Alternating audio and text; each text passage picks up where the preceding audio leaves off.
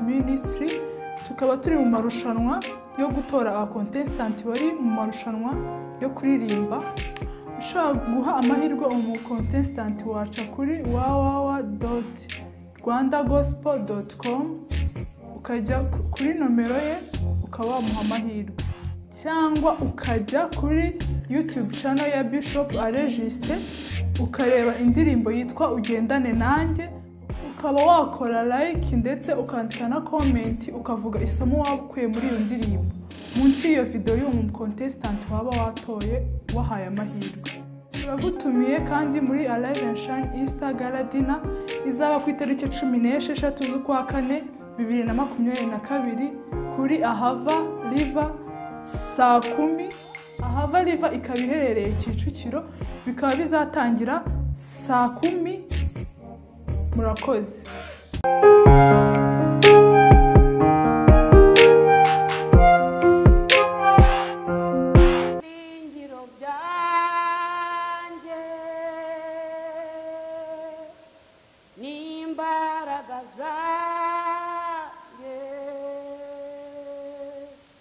Ni Kristo Imana isumba byose, niwe nizera buri munsi.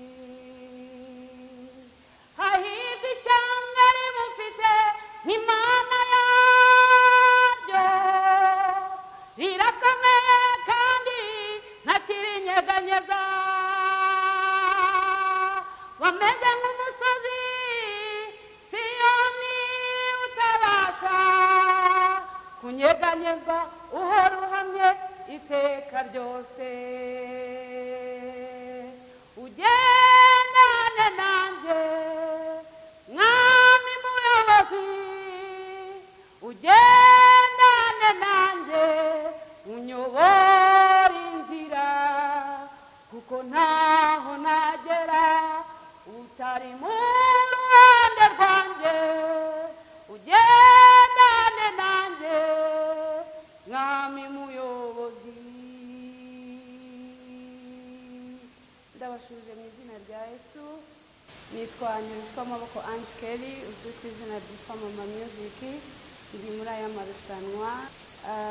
Ndagusaba kuntora, nambaye nimero 9.